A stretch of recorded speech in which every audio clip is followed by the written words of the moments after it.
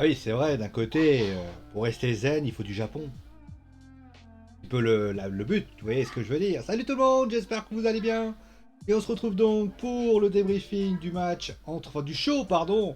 C'est pas un match, le match on aura d'ailleurs un match très important, un match qui va jouer la survie, un match qui sera très très précieux, puisque ça sera le match entre tout bonnement, eh bien, Lille et le FC Séville. Est-ce que les hommes de Jocelyn Gourvenec réussiront bien à sortir le grand jeu? Eh bien, c'est la grande question que tout va se poser. Mais pour l'instant, bien sûr, débriefing 23h30. Ne loupez pas, bien évidemment. Et pour l'instant, nous sommes ici à NXT 2.0 ou NXT 2.0 en français. Et qu'est-ce qui s'est passé durant cette émission, me direz-vous? Eh bien, il s'est passé beaucoup de choses. Alors que je viens de roter, je sais, c'est dégueulasse, ça fait des rototos, mais d'un côté, je viens de manger.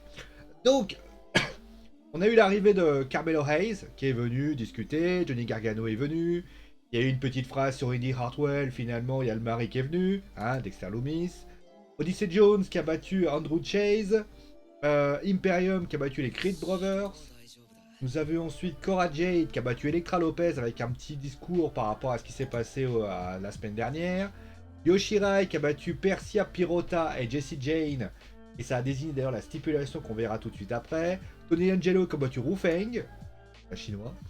Ensuite, les Legado des Fantasma qui ont battu Josh Bridge et Brooke Jensen. Alors pourquoi ils se sont venus? En fait, ce qui s'est passé, c'est qu'après la victoire de Cora Jade, son compagnon, tout simplement, s'est fait attaquer, donc Tyler Bates.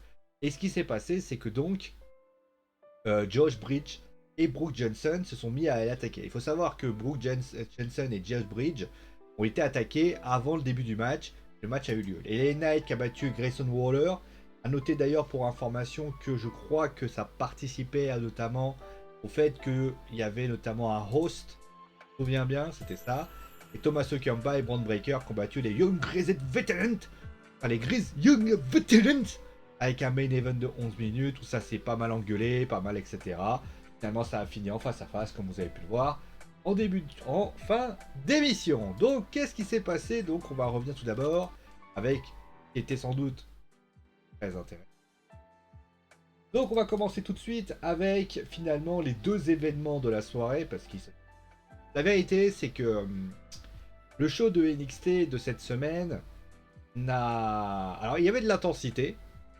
Les matchs qui ont été proposés n'ont pas été dégueulasses en soi. Le match avec Yoshirai est plutôt de très très bonne qualité d'ailleurs, avec notamment Persia Perota ou un truc comme ça, et notamment aussi Jessie Jane. Franchement, c'était un super match.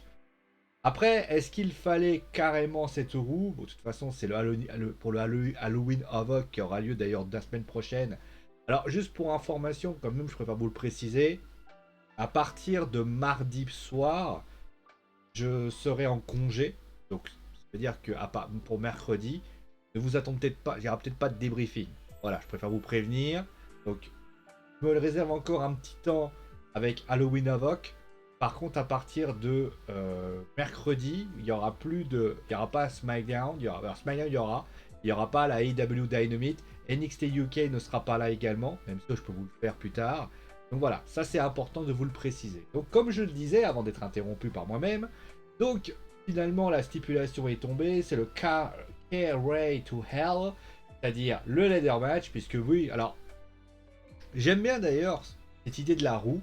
Ça peut penser justement au W Tuesday ou ces fameuses roues qu'on utilisait à l'époque à la WWE. On le tournait et on trouvait justement la personne, etc. Moi, l'idée est pas conne. Mais moi, ce qui me gêne, c'est quoi? Je vais vous mettre la petite. Comme quoi, on va faire un petit peu de dessin. Et finalement, pourquoi m'annonce la stipulation en bas? À la limite, t'aurais juste mis Way to Hell.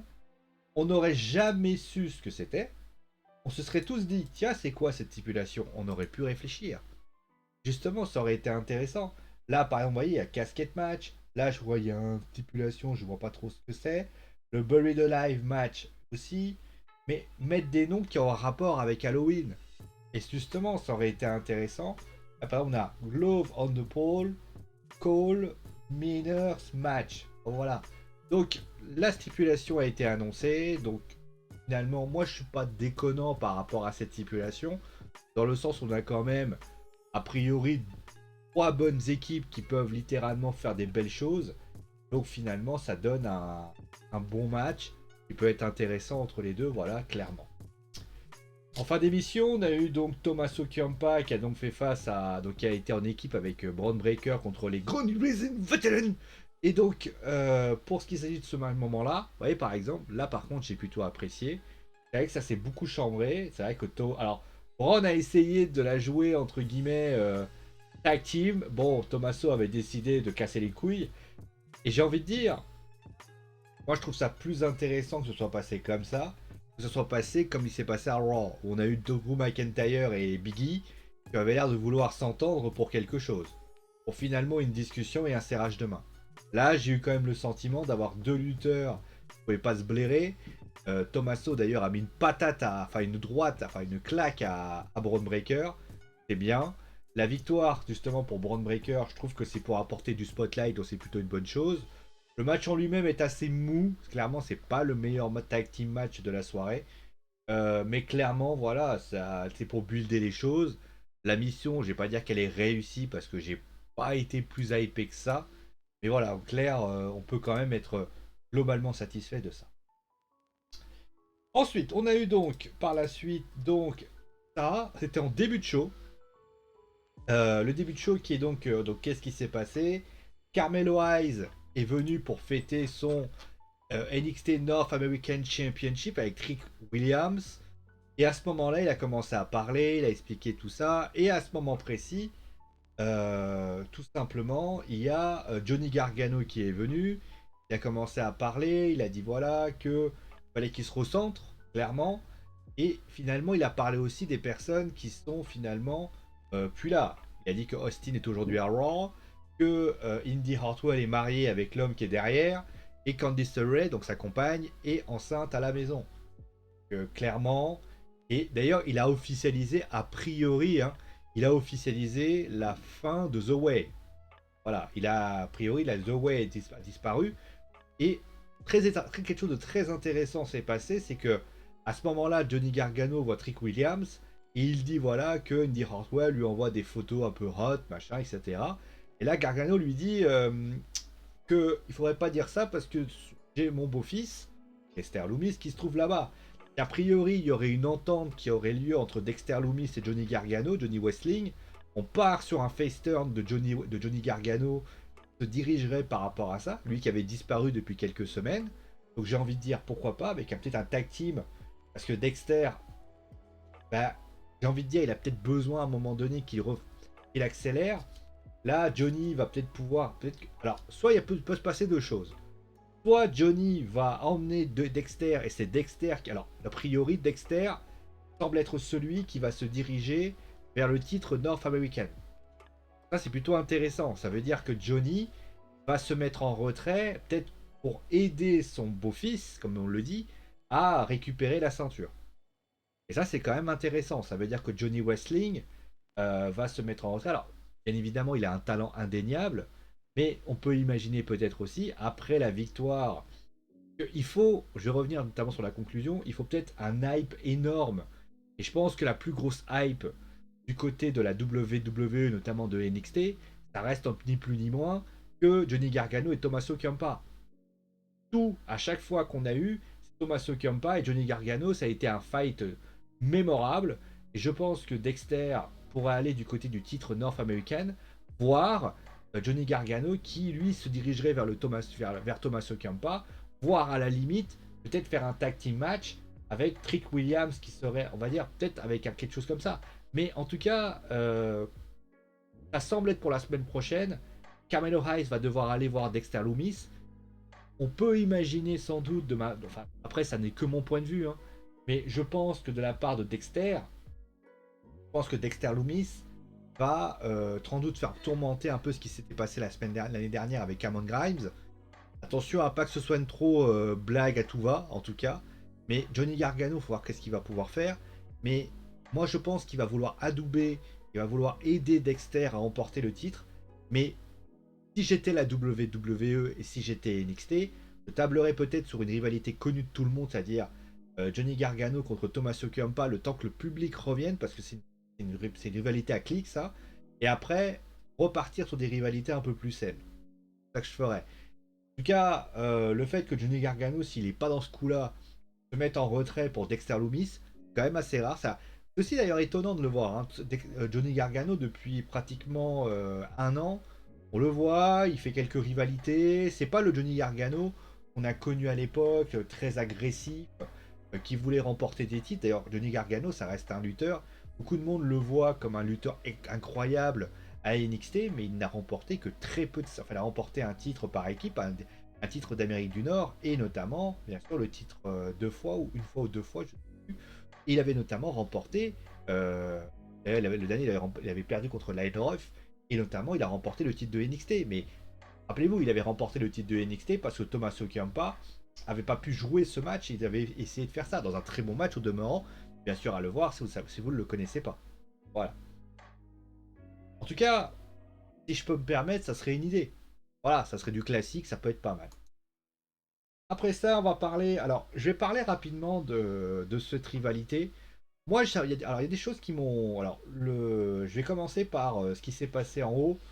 Donc l'attaque, le tag team match était bof, clairement. Bon après, ils ont, alors bof, mais dans le sens, c'est vrai qu'il y a une chose que j'ai beaucoup aimé dans ce match, c'est que les coups étaient très stiffs. Et c'est vrai que ça compense le fait que bon en fait, soit vous décidez de mettre du rythme, et à partir de ce moment-là, vous décidez que, eh ben, votre adversaire va subir beaucoup, et forcément les coups qui vont être portés vont me donner envie de suivre. Ou alors, tu as un rythme très accéléré, un peu ce qui se passe avec notamment, ça part dans tous les sens, pour ainsi dire. Donc, ils ont opté pour le premier choix. Le premier choix est plutôt intéressant. Moi, j'ai plutôt apprécié justement ce premier choix et ce qui avait été apporté. Mais, bien évidemment, pardon, j'ai encore roté, pardon. Moi, je pars du principe que pour ce qui s'agit de Raúl Mendoza, et après, on peut imaginer sans doute quelque chose qui va se passer. Santo Escobar n'a pas lutté, donc on peut imaginer quelque chose. Peut-être un Tyler Bates pourrait se retrouver face à Santo Escobar. Jensen et Brooke, quelque chose, enfin bref, voilà, devraient se retrouver à ça. Et Corey Jade qui pourrait affronter Elektra Lopez. Elektra Lopez d'ailleurs qui a affronté Jake, on en parlera tout de suite après. Mais concrètement, moi j'ai trouvé qu'il y avait ça. D'ailleurs, petit bémol, où est Tyler Bates? Tyler Bates qui se fait attaquer, a priori il avait l'air d'aller bien. Qu'est-ce qui se passe? Il vient même pas, il n'y a rien qui se passe. C'est vrai que j'ai trouvé ça un peu dommage, mais concrètement, il va falloir faire quelque chose. C'est le problème aujourd'hui des Legado des Fantasma. À partir du moment où tu as un clan à 3 plus 1, donc 3 garçons et une fille, il faut que tu arrives à trouver l'équivalent. Là, ils sont en train de les chercher. A priori, ils vont opter pour cette équipe-là.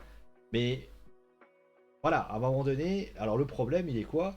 C'est que Cora Jade, alors Cora Jade, c'est une lutteuse assez jeune d'ailleurs, elle a pas une carrière extrêmement poussée, hein, Cora, mais moi, si je peux me permettre de lui donner un point de vue, alors certes, elle a fait quelques carrières, elle est très très jeune, hein, elle a à peine 21 ans, donc on va quand même faire attention à ce qu'on dit.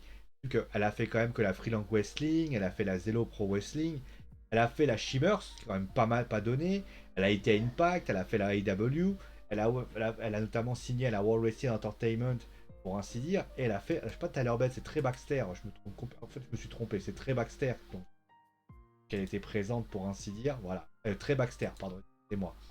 Donc très Baxter qui est, parce que Tyler Bates il est du côté de NXT UK. Mais concrètement, Trey Baxter donc, qui a été attaqué. Donc concrètement, on peut imaginer peut-être quelque chose. Par contre, bien évidemment, moi, si j'ai un conseil, moi, par exemple, le problème que j'ai avec Cora, c'est que j'imagine qu'elle a un talent indéniable. Ça, je me fais aucun souci pour ça. Donc, avec la petite carrière, elle est très très jeune, donc très capable justement de pouvoir travailler avec. Et mais au vu de ce que je remarque, c'est que les victoires qu'elle fait déjà sont des victoires extrêmement étriquées. C'est vrai, hein, c'est des victoires à la va-vite, où tu as notamment un concours de circonstances énorme, qui dans ta tête, bah, pas trop ce qui se passe, etc. etc. Moi j'ai trouvé ça un peu bizarre. J'ai trouvé ça un peu bizarre, parce que concrètement, j'ai trouvé ça, franchement, les roll-ups c'est bien gentil une fois, Mais au bout de la 5e fois, ça commence, enfin, au bout de la 2e fois, ça commence à sentir un peu bizarre. C'est pas des petites lutteuses que tu piques quand même, des lutteuses à la mode par rapport à ça. Ensuite, ton idée de venir en skate, il fait un peu de Jones, voilà, je viens en Jones, je suis avec ça, etc., etc. J'ai envie de dire, ouais, pourquoi pas, je veux dire, l'idée est pas inintéressante en soi, clairement, l'idée n'est pas totalement inintéressante. Mais je pense qu'il y avait d'autres manières à travailler, avec d'autres manières à faire, parce que quand elle arrive en mode tenue de lutteuse, bon, elle arrive en mode avec son skateboard, et elle arrive avec son skateboard, elle fait son petit tour, et après elle monte. Ouais, après quoi après, tu vois. C'est pas qu'elle est. Alors après, et surtout son in-ring, pour l'instant, je n'ai toujours pas confirmé, toujours vu son in-ring. Elle a sans doute beaucoup de talent, elle a sans doute beaucoup de potentiel, elle est sans doute très très bien. Mais le problème, c'est que je le vois pas. Et je pense que Cora, là, elle gagne des victoires un petit peu étriquées, sans être réelles, etc. Bah, j'ai envie de dire, là, elle a gagné contre Frankie Bonnett, et sans déconner, avec Frankie Bonnett, pas ouf. Là, elle a gagné contre Electra Lopez. Ouais, et après quoi, quoi? Prochain, c'est quoi? C'est Dakota Kai. Non, à un moment donné, il va falloir qu'elle réfléchisse un petit peu, qu'elle se pose les bonnes questions et qu'elle se dise à un moment donné qu'est-ce que je veux faire. Parce que là, je vois pas du tout ce qu'elle va nous amener. Je la trouve très très fade. Elle a pas. Alors, elle apporte ce côté fraîcheur, encore une fois, par sa jeunesse, par le fait qu'on voit qu'elle a vraiment envie. Mais attends, alors, mon petit bémol par rapport, mon petit point d'espoir, c'est qu'elle a un petit peu un côté Edge Ellie en elle. On sent un côté. Alors, Edge Ellie dans sa jeunesse, dans ce qu'elle faisait avant. Je parle pas de Edge Ellie quand elle a eu son côté psychotique, etc. Je parle vraiment de la Edge Ellie qui était. De la Edge Ellie quand elle est arrivée à la WWE, souvenez-vous. Quand elle arrive à la WWE Edge Ellie et qu'elle intègre donc NXT pour la 3e saison, elle part du côté de Raw ou de SmackDown, je sais même plus. Et il s'avère que Edge Ellie, les premières années sont compliquées. Elle a du mal à percer et il lui faut littéralement changer de gimmick complètement. D'ailleurs, tellement c'était le bordel, elle a fini par aller avec Daniel Bryan. Daniel Bryan l'a pris sous son aile et elle a fini par devenir cette psychotique qu'on a tous connue, pour ainsi dire. Et au final, elle a fini par avoir sa carrière. Mais il a fallu un temps fou pour qu'elle puisse y aller. Là, ils ont décidé de faire avec Trey Baxter un petit peu le duo mixte, pour ainsi dire, le petit couple. Pourquoi pas? Mais moi, j'ai envie de dire, tant qu'on a, ça fait, enfin, il va falloir faire plus. Elle a un atout pour elle, de toute façon, c'est sa jeunesse. Là, je pense qu'il lui faudra du temps, mais côté jeunesse, mais il faut qu'elle propose un truc sur le ring. Là, alors le public la suit parce qu'elle l'aime beaucoup, parce qu'elle a un côté fraîcheur, parce qu'elle est gentille, parce qu'elle est sympa, qu'elle vient en skate, mais ça va pas suffire au bout d'un moment. Le public de NXT n'est pas le. Moi, je pars toujours du principe, faut pas oublier que moi, je regarde le public, non pas le public de NXT, qui lui est un public plus, on va dire de connaisseurs, entre guillemets. Je parle surtout du public de Raw et de SmackDown. Une meuf comme Corey Jade, elle passe pas le premier tour, hein, malheureusement. Voilà. Après, bravo à elle pour sa victoire. Ensuite, on va terminer avec Odyssey Jones et donc LA Knight, qui sera le host de la semaine prochaine. J'ai pas compris. J'ai pas compris parce que il y a plein. Alors, il y en a une qui aurait pu être largement méritante au niveau de cette personne, c'est Lash Legend. La meuf, elle fait une émission. Moi, je me suis dit, voilà, mais là justement, en truc, ça aurait pu avoir justement un petit effet. Non, pourquoi LA Knight? Qu'est-ce qui justifie LA Knight? LA Knight, c'est un bon lutteur. Il a notamment fait une bonne rivalité avec Cameron Grimes. Mais j'ai envie de dire, voilà, moi j'ai pas compris pourquoi tu fais. Moi j'aurais préféré la Legend, à la limite ça aurait pu valoir le coup. Elle aurait eu un bon spotlight, d'ailleurs on l'a pas vu cette semaine d'ailleurs, ou demeurant. D'ailleurs, juste en parlant de ça d'ailleurs, j'aimerais bien qu'à un moment donné. Alors certes la semaine dernière, il y a eu un dialogue avec Raquel Gonzalez, il y a 2 semaines, je sais même plus. Il y a une semaine. Il y a alors c'était la semaine dernière. La semaine dernière. Alors Mandy elle parle. Hein. Ah Mandy elle parle. Hein. Ah elle fait des. Alors Mandy d'ailleurs, voilà, il y a une petite spot aujourd'hui. Mais Raquel Gonzalez, à part être venue il y a 2 semaines, j'ai l'impression qu'elle est absolument. Elle est pas là. À un moment donné, c'est la championne féminine de NXT. Soit on considère que elle a pas les, elle veut rien faire, soit elle veut faire un truc. Là, clairement, c'est pas bon. D'ailleurs, à noter d'ailleurs pour information que la semaine prochaine, alors je parlerai après. Je vais juste finir avec Odyssey Jones. Alors il y a eu Tony D'Angelo aussi. Il y a eu un match avec Imperium contre les je sais plus qui, les Diamond Mines qui sont venus. Franchement, ça m'a fait ni chaud ni froid. La victoire d'Odyssey Jones, ouais, pourquoi pas, c'est pas mal. J'ai trouvé sans plus. Tony D'Angelo, ouais. Alors, clairement, ouais, Tony D'Angelo, il se la joue vieux mafieux italien, pardon. Et voilà, ça manque un peu de trucs. Voilà. Donc, qu'est-ce qu'on peut dire du show concrètement? Bah, c'est un show qui a un. Qui est bizarre. Dans le principe, il y a des moments où on prend du plaisir à suivre le show. Le match entre Yoshira est pas mal. Le segment de début de show est pas mal. La victoire, il y a les tag teams notamment de Joaquin White et de Miguel Gonzalez est plutôt intéressant. Franchement, on prend du plaisir à voir les trucs un peu stiff, etc. Donc on peut dire, bon ok. Par contre, les jeunes, c'est toujours un peu passable. Ah oui, la petite jeu de verbal entre Breaker et Tommaso, pourquoi pas? C'est un peu, voilà, j'aurais préféré autre chose, mais pourquoi pas? Mais on a l'impression que la WWE s'est dit, on va mettre la clé de contact en première, on va attendre tranquillement et on va espérer que les mecs se mettent à bosser. Bah moi j'ai envie de dire, ouais, bah alors il va falloir quelque chose de fort la semaine prochaine. D'ailleurs, je précise quand même, la semaine prochaine, ça va être le premier, entre guillemets, pay-per-view, parce que ça va être le premier show spécial de ce fameux NXT 2.0. Si la WWE se foire dans ce show-là, là, ça va faire chier. Parce que là, je pense que la WWE a vraiment tout à faire. Là, ça va être le premier. La AEW n'hésite pas à ramener des choses spécialisées, notamment on a vu avec le Anniversary il n'y a pas longtemps. Là, ils doivent faire quelque chose de fort. Je les pardonne parce que le show a été pour moi très passable. C'est pas ouf. Voilà, il n'y a pas eu. Mais moi, j'attends de voir justement les MSK contre les Imperium. J'attends de voir Yoshirai, les Tag Team Women. J'attends de voir Braun Breaker et Tommaso parce que j'ai envie de les voir se mettre sur la tronche. J'ai envie de voir aussi ce qui va se passer entre Carmelo Hayes et Dexter Loomis, avec notamment la présence de Johnny Gargano. Ce show m'a donné quelques curiosités. J'ai envie de savoir ce qui pourra se passer.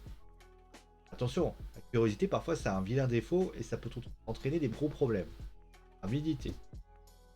Bon voilà, on va s'arrêter là pour aujourd'hui. En tout cas, merci à vous tous d'avoir suivi l'émission. Je vous rappelle pour information, d'ailleurs, je crois que le match a déjà débuté, que Lille est en train de jouer face au FC Séville. Le débriefing aura lieu dans quelques heures, donc je peux à peu près 2h30. Hein. Et donc, on va se retrouver très très vite. En tout cas, merci à vous tous d'avoir suivi l'émission. Portez-vous bien. Et parce que j'ai dit. Et les amis.